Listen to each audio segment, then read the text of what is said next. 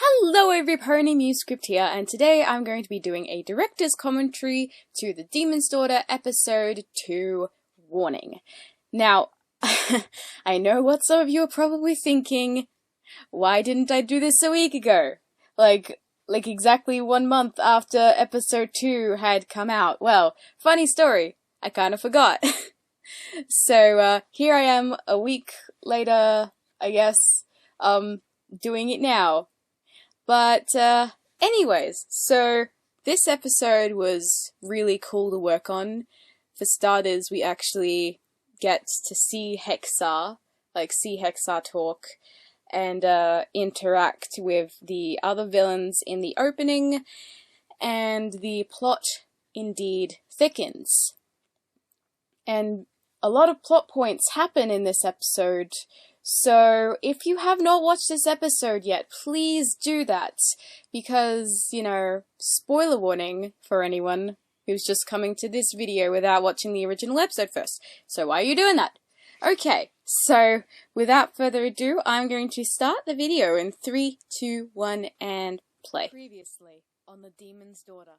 Today's the day! So we have our first previously on The Demon's Daughter, and the theme song used for the previously is the same melody as the ending theme of the episodes.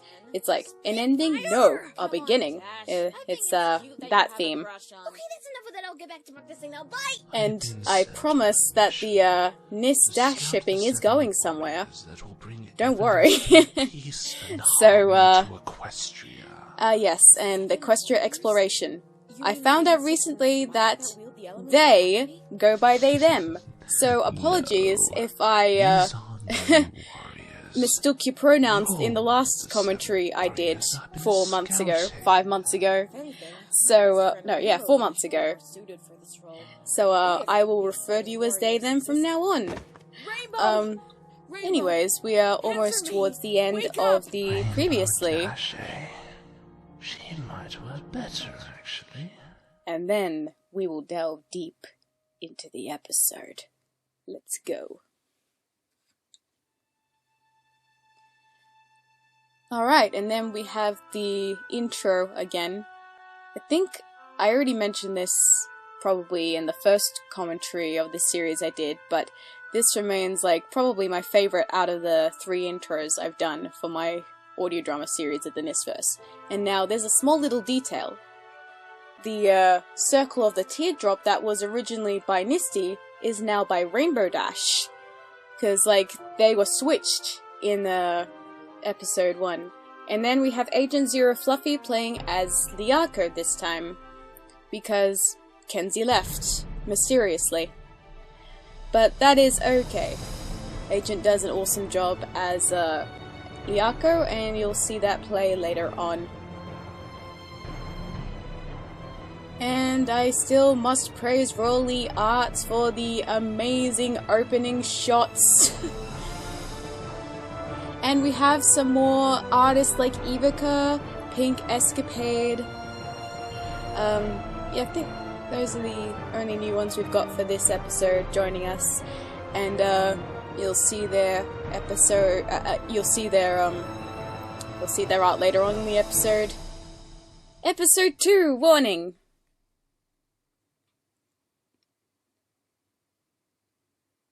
So this first scene is from the sneak peek of the episode, and I don't know how, but the sneak peek for episode 2 got so many views. It like topped up to like 5,000 views.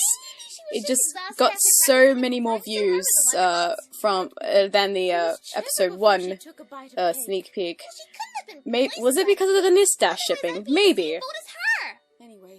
But anyways, I was trying to make an effort to actually draw backgrounds from scratch here. So all of the backgrounds here are just done by me. They're not like vectors from the show or anything. You're not And I going think I back mixed to up where Camp the War? door handle was supposed to be, so I fixed that later on. Ew. Am I Did I fix that sensing before the sneak peek? I don't remember. I think I did. Reenactment? What? No. And yes, if you guys have seen Sleeping Beauty, you'll know what Blue Streak is talking But I'll grab about. popcorn just in case. And Blue Streak is a total shipper.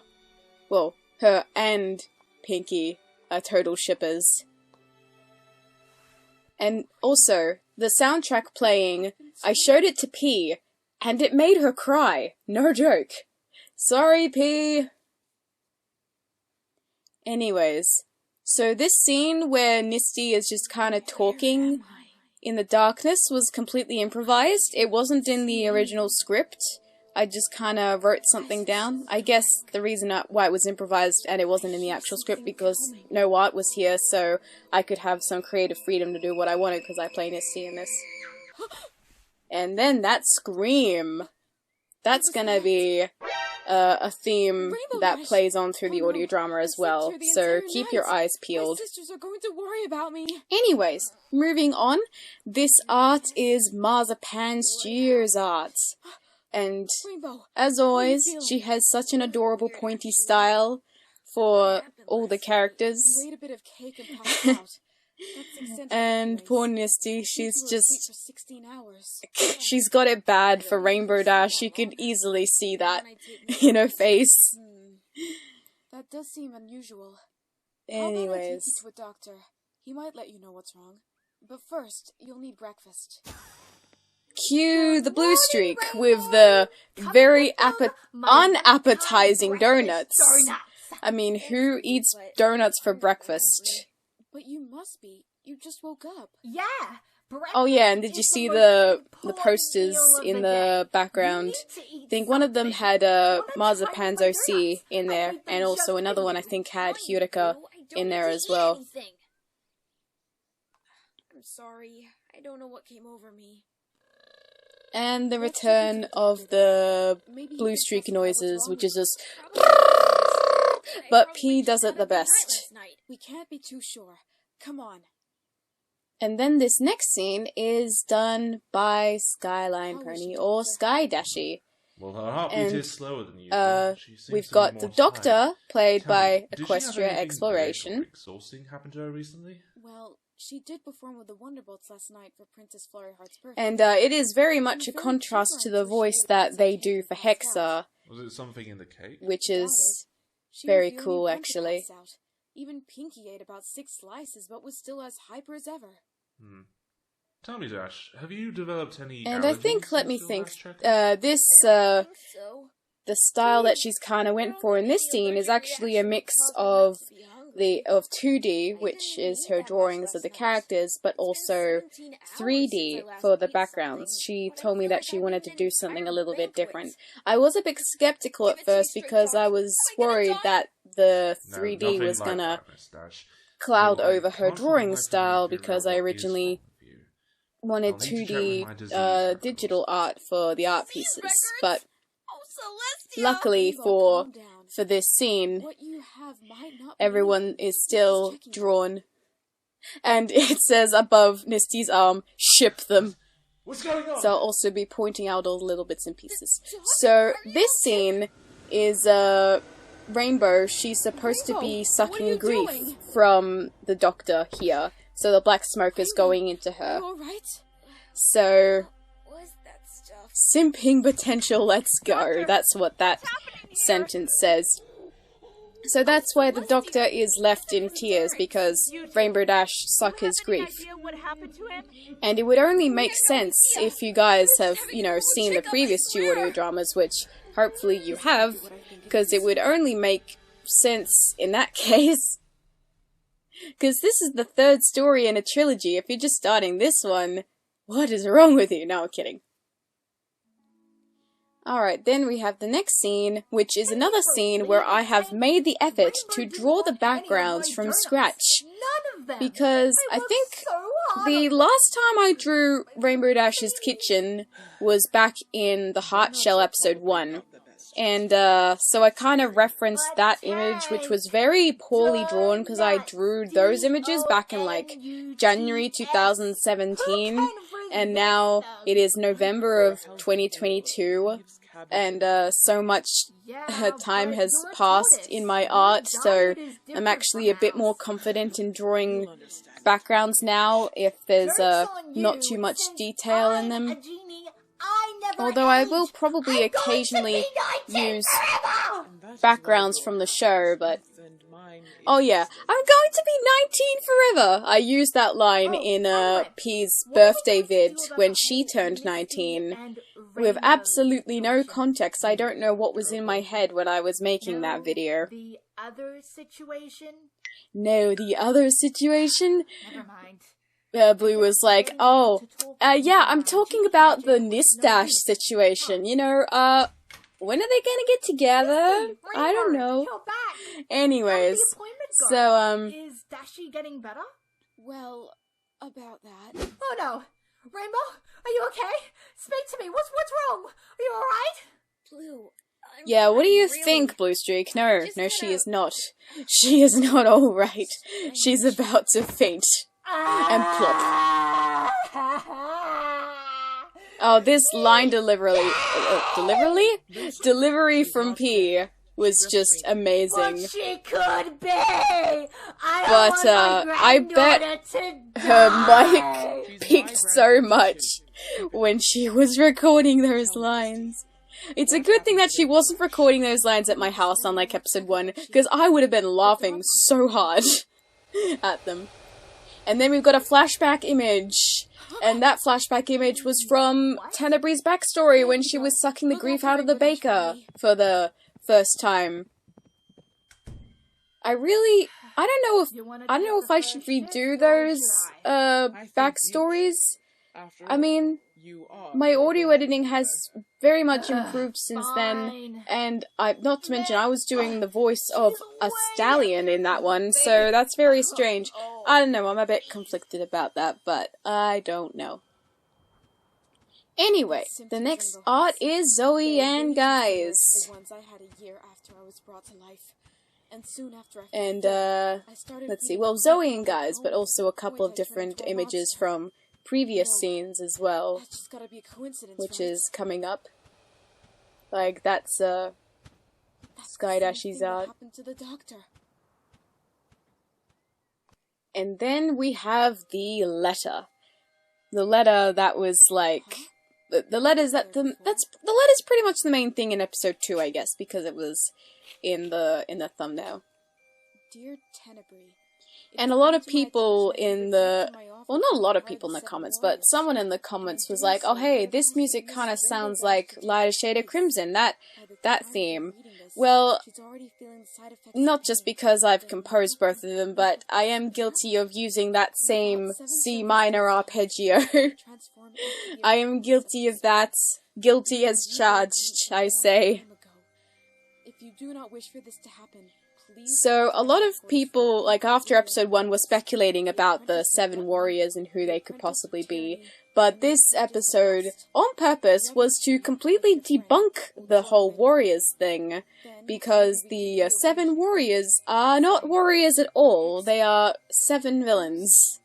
And, Zoe and Guys did actually have something written down there, but I cut that bit out because of aspect ratio. Did he really mean? I'm sorry, Zoe and Guys. It would make sense since he addressed me by my darkened name.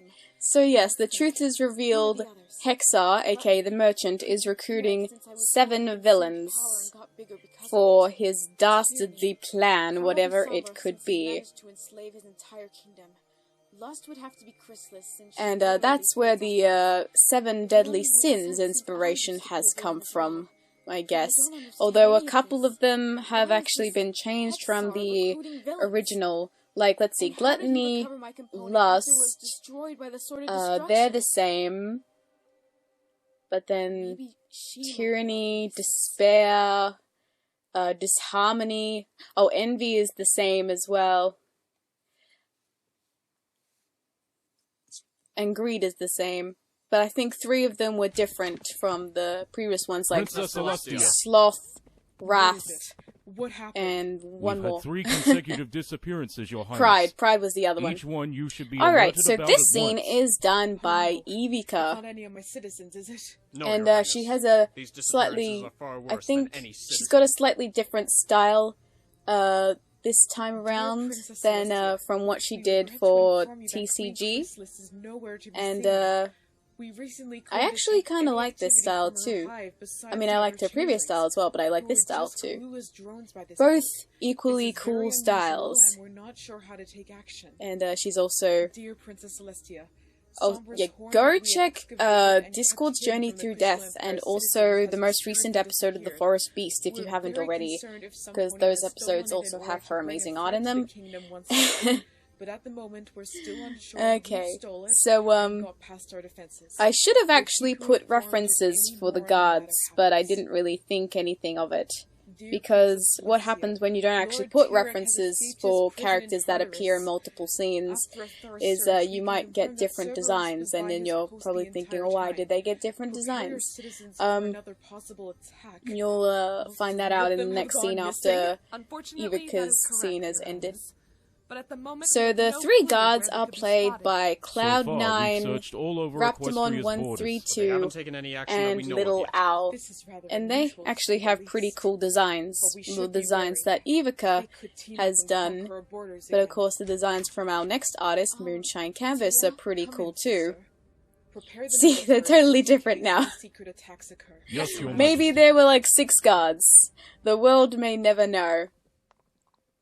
So yes, as I said, this art is done by Moonshine Canvas. I just received word that And, Queen Chrysalis and Lord in this T-Rex episode, had you actually escaped see their a little chosen bit of a companions, change in her style as and that well they as could be the somewhere in a art crevice progresses. Because preparing at the an moment, Did you say she's done a lot of detail in the sparkles of the mains, Why? and a Do lot you of know shading. I might.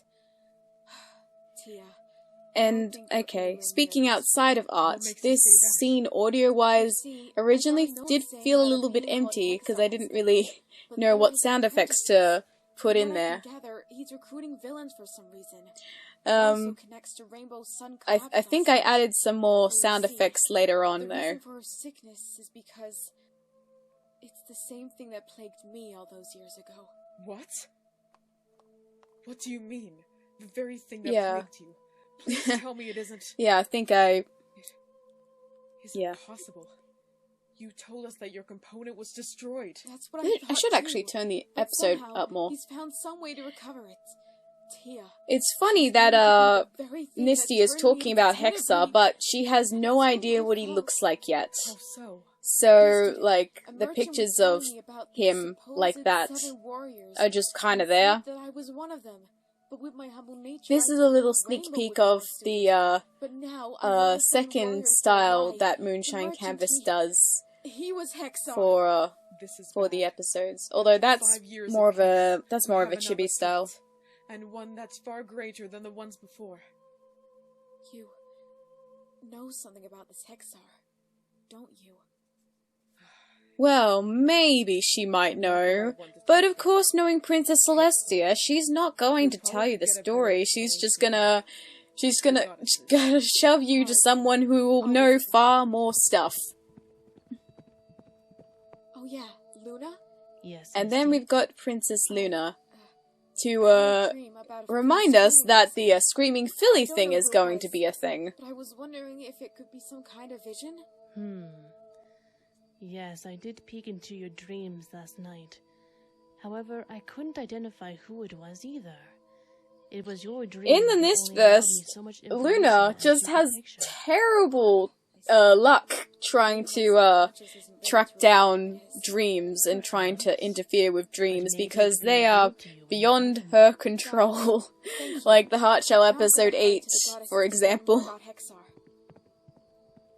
And then we have the start of Moonshine Canvas's Did my ears detect you were shift talking in about art Hexar? style in a way.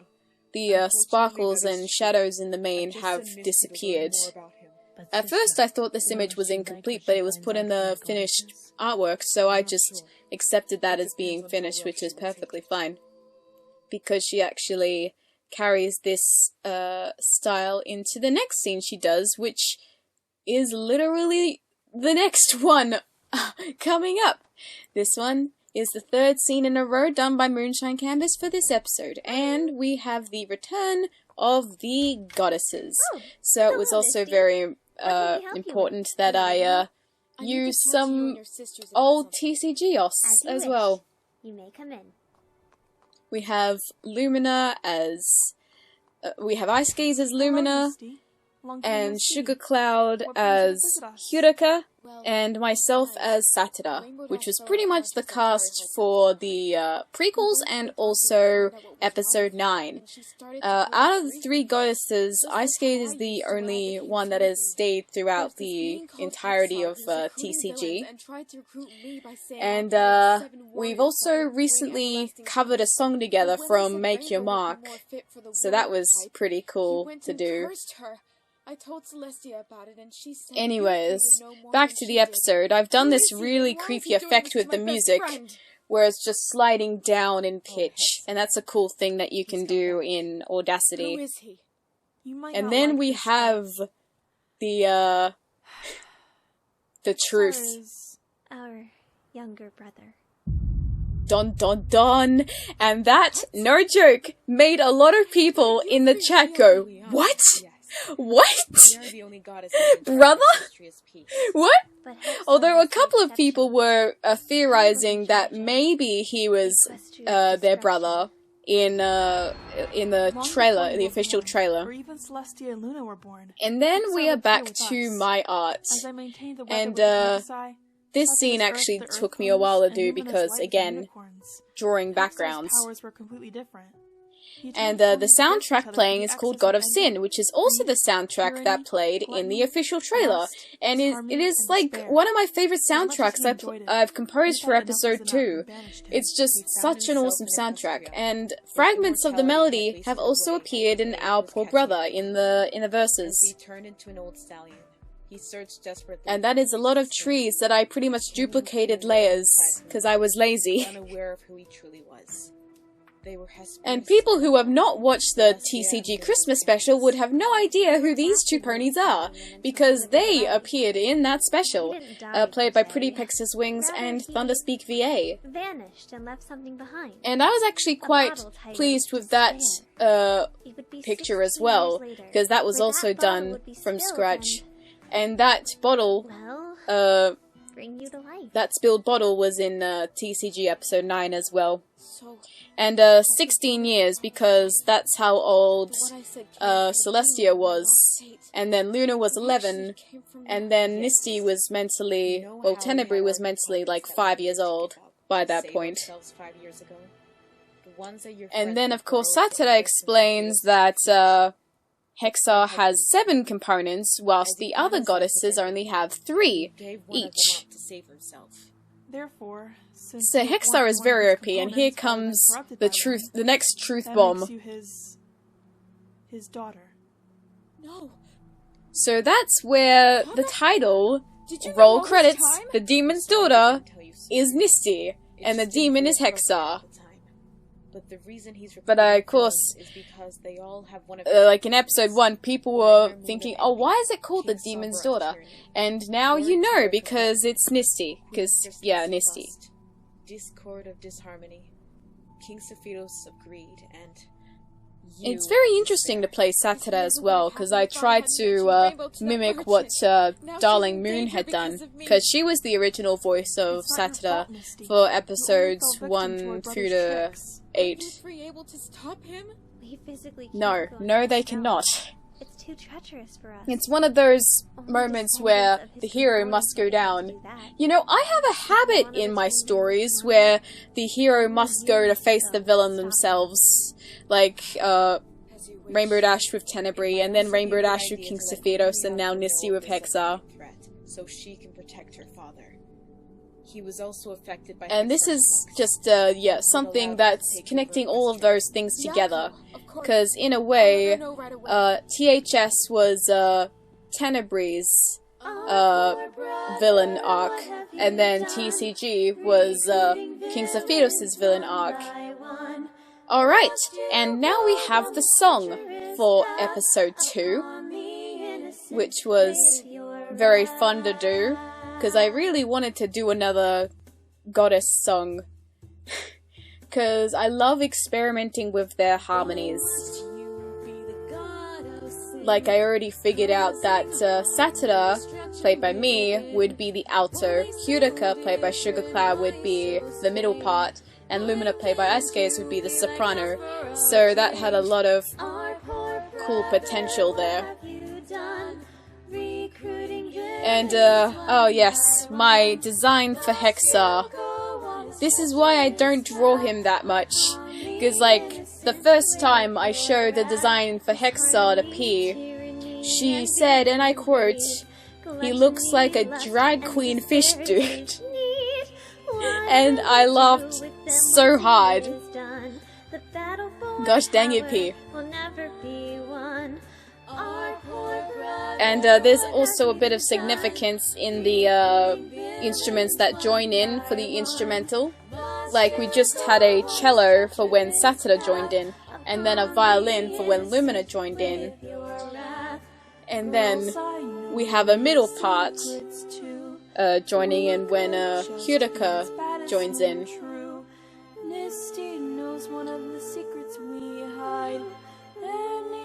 And this little detail there got a lot of people thinking, how many secrets are you hiding, goddesses?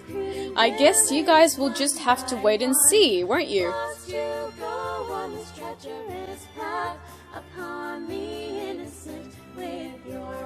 And yeah, because I wouldn't understand that this song would be very hard for cover artists to sing, because the song itself has the intro without an instrumental and the outro without an instrumental, so the instrumental is actually shorter than the actual song.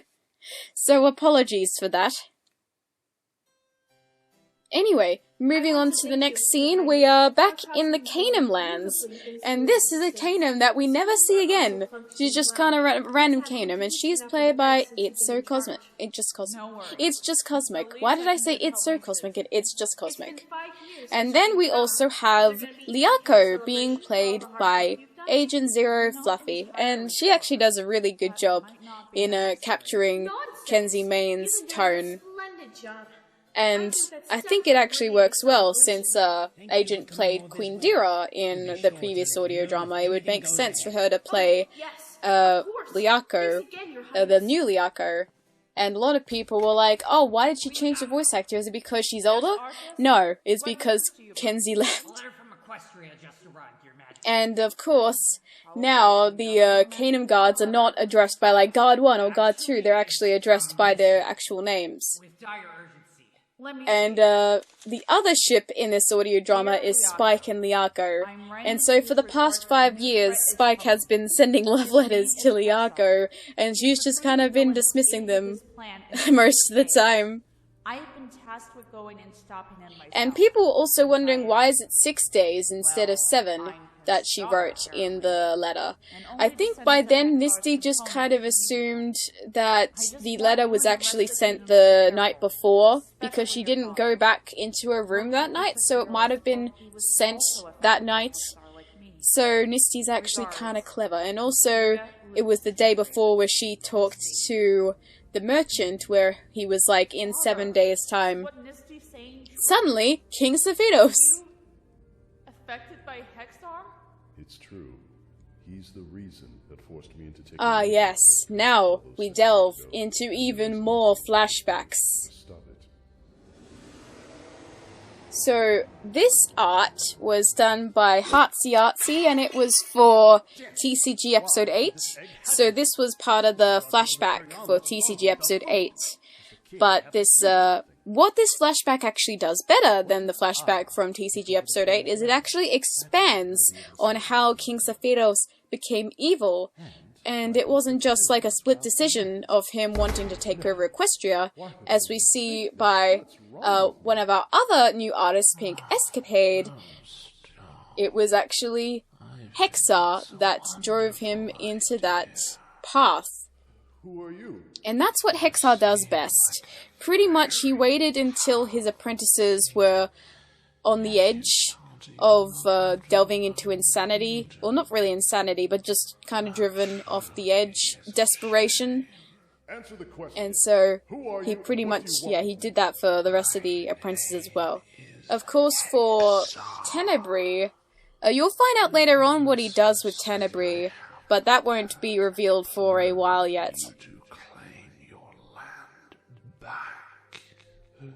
I really love the voice that Equestria Exploration does for Hexar, just in that whisper to signify, well, not just his weakness, but also it's just kind of like an old man, like an old manipulative grandpa. An old manipulative grandpa. That's something I didn't think I would be describing Hexar as, but here we are. And for those who had watched the premiere for this episode, back when I premiered the episode, there were some technical difficulties with this scene. It kept, like, buffering everywhere, and then it just kind of skipped over some things. I'm just so glad that when the episode finished premiering that this scene was still intact, because this was such an important scene, and I don't know why YouTube decided to glitch this particular scene. But yeah, I'm just glad that it's still intact. Hopefully, the next time I premiere an episode, this won't happen. But, like, I've been doing a lot of premieres recently, like with the NIST vs. Hunger Games, for example, and that hasn't been having that problem. I don't know if it was just, that one day. I don't know. The world may never know. So yes, Hexar is actually telling King Sephiroth to capture his sisters by becoming the apprentice of greed, as to succeed with his plan. So, also a little fun bit of trivia. King Sephiroth was the second apprentice of Hexar. So Greed was the second apprentice of Hexar. And then the other 5 would follow shortly after.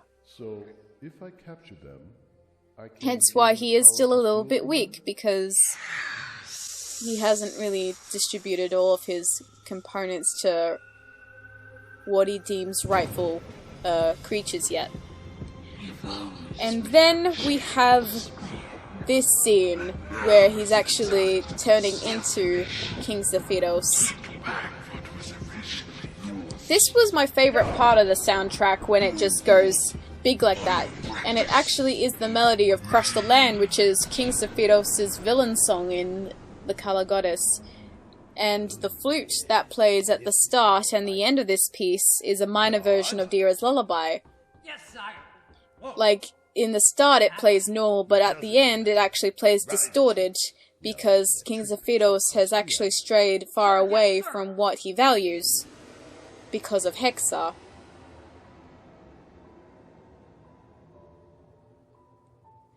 And then people were like, father and daughter, that soundtrack from The Color Goddess, they were like, oh hey, I really want this soundtrack to return for the Demon's Daughter.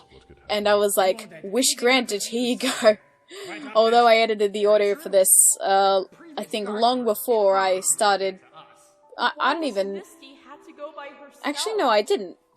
I don't even know. It had been a while. I'm going with her. What? But you can't, Your Highness! So, dun dun dun, Liako is going with Misty, confirmed. And it is probably a bad idea too, because if anything happens to Liako, then the land will go back to square one.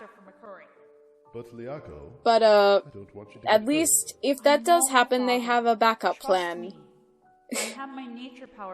I'm not don't worry. I'm not going to kill Liako off, that would be silly. Liako's gonna be fine.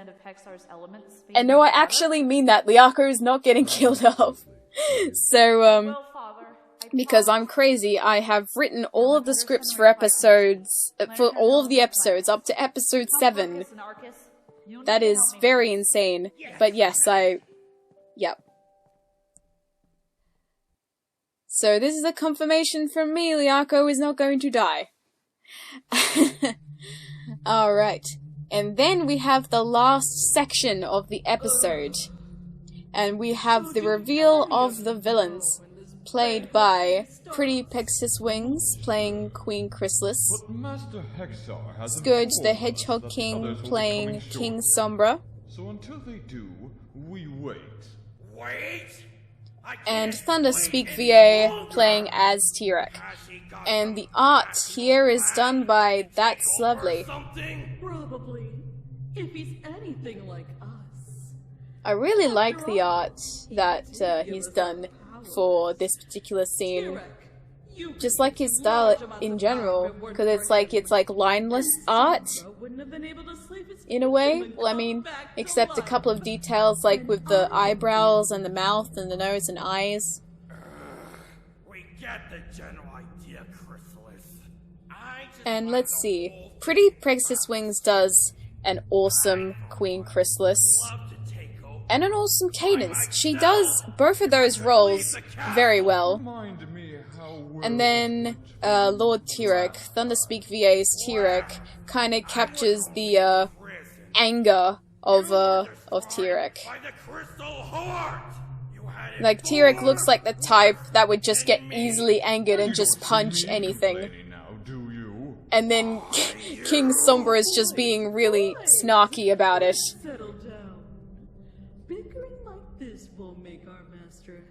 And what's really funny was that in the bloopers, Pretty Pegasus Wings, in her Queen Chrysalis voice, was like, "Notice me, Nightmare Moon, notice me, Senpai," and that's why it was called Chrysalair shipping, because I didn't know what to call this cursed ship.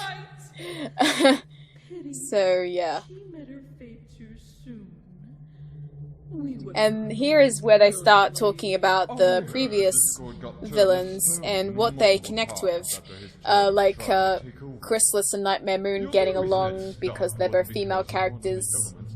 And then King Sombra and Discord getting along because they like to torment the citizens in their own way.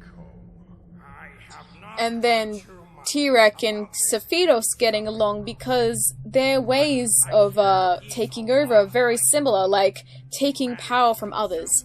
But whilst T-Rex actually gets bigger because of the powers that he consumes, King Sephiroth does not. He just gets more abilities. By his family. What a wimp! He should have kept that power. And for those kind of wondering what the different symbols mean, envy with moon because Nightmare Moon, and then disharmony is supposed to be like an explosion or a bang. Greed is kind of like supposed to be like a mountain or just piles of money in a way to symbolize greed. And then we have the debut of Hexa, and this art is done by Rolly Arts, but she did not just do the art. Oh no. You see that fire effect that she's done for Hexa's main? She kind of edited that, I think, in After Effects. And, well, not just the fire hair, but also Sombra's eye magic as well. So she's done a lot of layering, animating. And one point she actually shared her screen to show her progress, and I was like, Rolly, this is amazing. So, yes, I'm glad I was able to get some audio editing done so I could send the audio to her. And by goodness, this was just completely epic.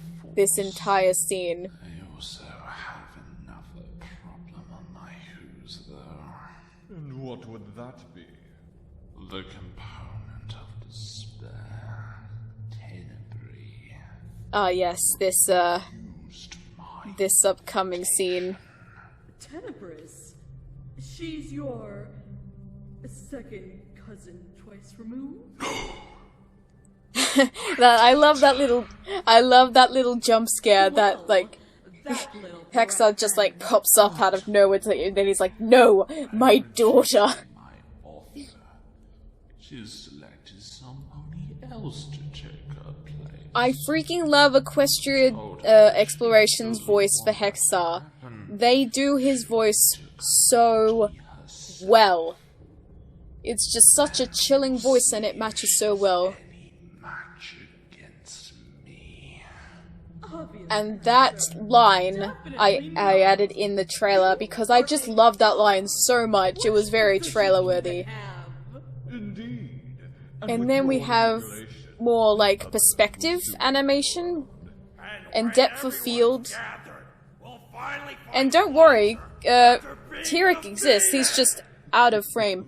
Oh, and this last shot with the fire just is absolutely amazing.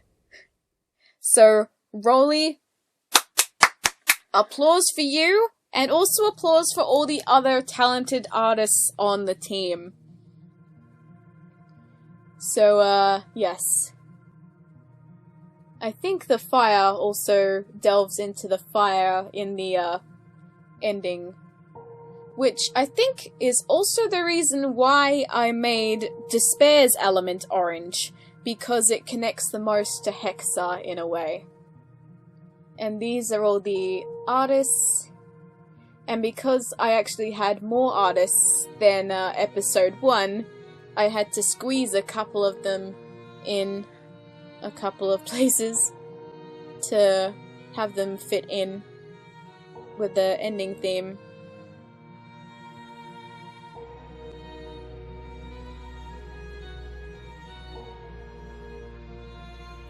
And then you're probably thinking, oh, what's gonna happen when I have more than one song?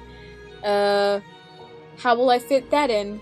Well, there will be some episodes where there will be more than one song. So I will probably have my own way of organizing that in the end credits. And then we just have all of the talented VAs who lent their voice for this episode. You guys are amazing. All you artists are also amazing. Everyone on the crew is amazing. Written by Musescript and Pianopod. Intro illustrations and thumbnail by Rolly Arts. And the title of the next episode is Gateway. And don't worry, you will see more information about the third episode soon. The third sneak peek, aka the sneak peek for episode 3, I'm hoping for that to come out sometime in November. So keep your eyes peeled out for that. I'm just waiting on a couple more lines from my VAs until I can actually do some more audio editing. But I have already worked on the songs for episode 3. Okay, so there's a little fun fact for you. Episode 3 is going to have 2 songs instead of 1. So that's the first clue. And yeah, I guess you'll just have to see what happens in the sneak peek when that gets released. Which I said, November for its release. As for when episode 3 itself is getting released, I haven't revealed too much on that little bit yet. Sometime in early 2023 is my aim at the moment. I am gonna be pretty busy, I guess, in the next few months. We're working on art for other projects as well as my own, but that's better than being bored, right? So hopefully, I will not forget to record a commentary for the next episode right away. And I'm glad no one really pointed it out to me. It was just kind of a sudden realization. I'm like, oh my god, I forgot to record the commentary. But that is okay. And artists, if I missed any Easter eggs when I was pointing them out, please let me know in the comments. like the little text that Zoe and guys did for her scene. But anyways, I think that is enough from me. Stay tuned for more Demon's Daughter content coming out hopefully soon. And yeah, I'll let you know when that sneak peek comes out. And till then, this is me, Script, signing out. Bye!